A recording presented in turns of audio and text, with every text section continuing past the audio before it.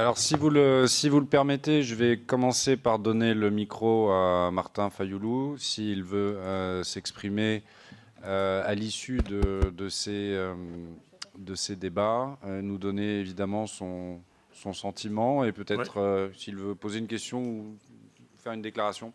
Ben, écoutez, moi j'ai d'abord merci et grand merci aux organisateurs de ces colloques et merci au docteur Mukwege d'avoir ressuscité les rapports mapping. Et merci aux orateurs de ce matin et de cet après-midi. Je crois qu'il y a un problème, un sérieux problème. Et cette dernière photo m'interpelle. Et aujourd'hui, je me pose la question. Pendant la guerre froide, c'est Mobutu qui était mis quelque part et tout le monde, en tout cas les États-Unis en premier, ont utilisé Mobutu. Et maintenant, on parle de mondialisation et j'ai l'impression que c'est Kagame qui est utilisé. Qu'est-ce qui se passe exactement? Mais j'ai un problème. J'ai discuté avec les gens du Quai d'Orsay, M. Rémi Maréchaux, j'ai discuté avec M. Franck Paris. Je leur dis que je ne comprends absolument rien. Le Congo, mon pays, près de 90 millions d'habitants, entouré par 9 voisins, dont 5 ne parlant pas le français, y compris le Rwanda. Parce que le Rwanda est aujourd'hui dans les Commonwealth un pays anglophone. Mais on s'organise pour donner la francophonie à Louise Mushikiwabo. Alors,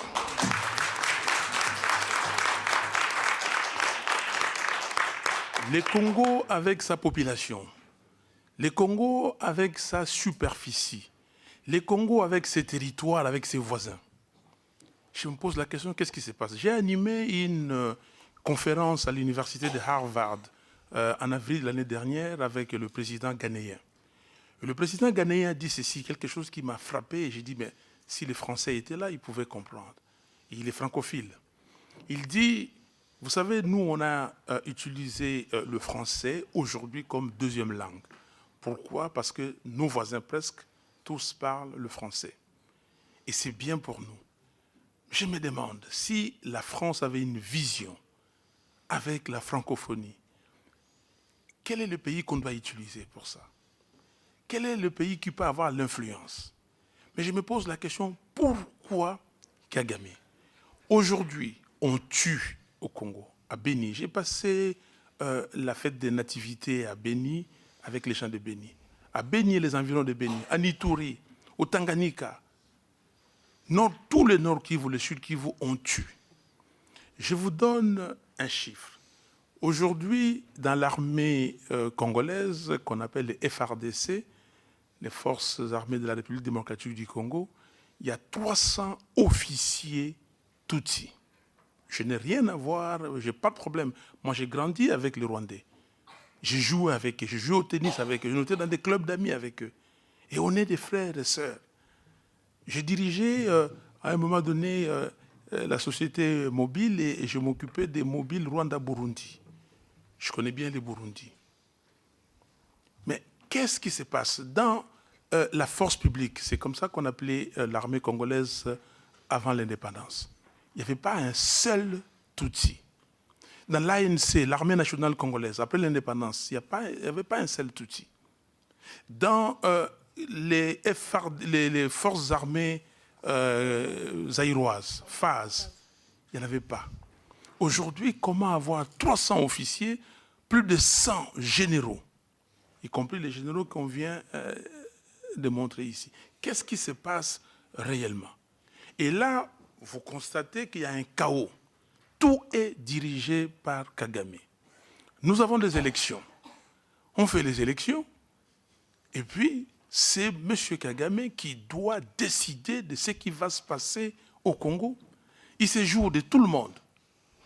Sous sa direction, l'Union africaine fait un communiqué qu'il y a des doutes sérieux. Je cite les communiqués de l'Union africaine. Il y a des doutes sérieux sur les résultats, sur la crédibilité des résultats. Nous demandons à la Cour constitutionnelle de ne pas publier les résultats définitifs. Nous envoyons une mission de haut niveau, composée de chefs d'État et de chefs de gouvernement, pour mettre toutes les parties prenantes ensemble et trouver une solution. Et puis, Kabila envoie des gens chez Kagame, il joue un coup, et il touche une boule, paf, et lui n'est pas là. Mais c'est les autres.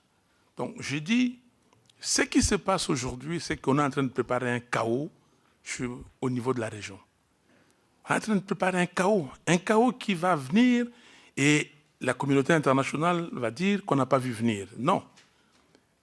Regardez cette population avec la croissance qu'il y a.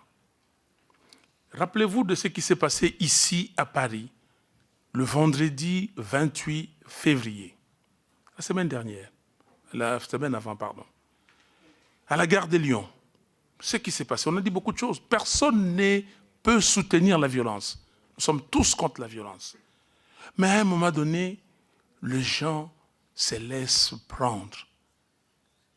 Ce qui s'est passé ici, c'est ce qui devait se passer au Congo. Mais les jeunes gens se sont dit, ici c'est un état de droit. Le pire que je peux connaître, c'est que je sois emprisonné. Mais on ne va pas me tuer. Et si au Congo, il n'y avait pas un régime dictatorial, ça se serait passé tous les jours comme ça, et c'est ce qui s'est passé. Et les autorités françaises ne veulent pas tirer des leçons.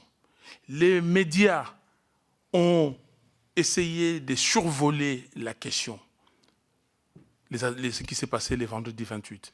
Mais ils ne sont pas entrés dans le détail pour savoir qu'est-ce qui se passe. Donc, moi, ce que j'ai dit, c'est le courage que vous avez pris pour organiser ces colloques. Je vous remercie. Mais je demande, quelle est la suite? Qu'est-ce que nous devons faire?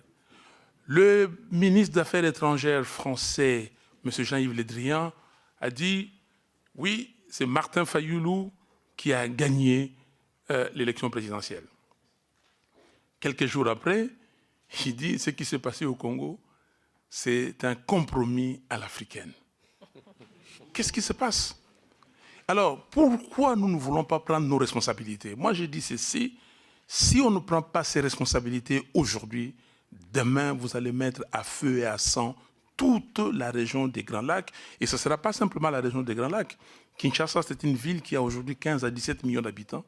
Le Congo-Brazzaville, dans son ensemble, a 5 millions. Et on ne pourra pas contenir tous ceux qui viendront de Kinshasa.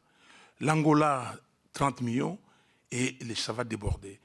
La Zambie, ça va se déborder. Ces jeunes Congolais d'aujourd'hui ne sont pas comme nous. Ne sont pas comme nous. Nous, on a une sorte de retenue de nous-mêmes. Mais ces jeunes gens qui ont grandi ici, qui ont des difficultés ici, demain, ils voudront savoir qu'est-ce qui se passe dans le pays de mes parents. Et ils vont aller là-bas et vous allez causer des problèmes. Nous sommes des frères, sœurs, avec nos frères et sœurs rwandais, burundais, ougandais, tanzaniens, angolais et les autres. Ne nous mettez pas à porte-à-faux. S'il y a des gens qui veulent se faire de l'argent, mais qui trouvent le moyen de faire de l'argent, on peut le faire différemment et tout le monde pourra mieux gagner ou bien gagner, pas en prenant les ressources. Parce que tout le problème, c'est quoi? Ce sont les ressources du Congo. Mais pourquoi? Et Charles Onana le démontre bien dans son livre. Et j'ai fait, moi, et je trouve ça très grave. Je vais dans les FNAC pour chercher ces livres. Vous voyez que dans les FNAC, ce livre est caché. J'étais à la FNAC de Champs-Élysées. Je regarde dans tous les rayons. On me dit qu'il n'y a pas de livres. Et je vais, le monsieur ou la dame regarde dans son ordinateur et dit que non, je vois 2 ici. Je dis, madame, vous devez chercher. J'ai passé 2 heures, on m'a trouvé les livres. Mais en plus, elle a quand même trouvé un autre, 3. Donc, vraiment, aider les Congos, aider la région des Grands Lacs, aider le monde. Parce que ce qui se passe là-bas, vous aurez de l'immigration sans problème, parce que des gens ne pourront pas rester dans cette région, ils viendront ici. Voilà ce que j'avais à dire. Ces complots contre la RDC, parce qu'il y a bien un complot. Il y a ces complots que moi j'appelle de la balkanisation et d'implosion du Congo. C'est très subtil. Vous regardez aujourd'hui, excusez-moi de prendre juste une minute. Le Rwanda va construire un aéroport international, un hub, qui va coûter 1,3 milliard de dollars. 1,3 milliard. Le Rwanda a 12-13 millions d'habitants. Nous avons déjà des hubs en Afrique, nous avons Nairobi, nous avons Addis Abeba et nous avons Lomé et l'Afrique du Sud, Johannesburg. Mais qu'est-ce qu'on va faire avec un hub? Le Rwanda a une raffinerie aujourd'hui de coltan, mais le Rwanda n'a pas de coltan dans son sol. Le Rwanda est en train de construire une raffinerie moderne d'or pour toute l'Afrique australe. Écoutez, soyons quand même sérieux. Soyons sérieux. J'ai amené ici, et je termine par là, ces documents que je considère très dangereux. L'accord cadre pour la paix, la sécurité et la coopération pour la République démocratique du Congo et la région. On a donné des engagements. Engagement pour la République démocratique du Congo. C'est là. Engagement pour la région et engagement pour la communauté internationale. Nulle part on a donné les engagements pour le Rwanda, le Burundi et l'Ouganda.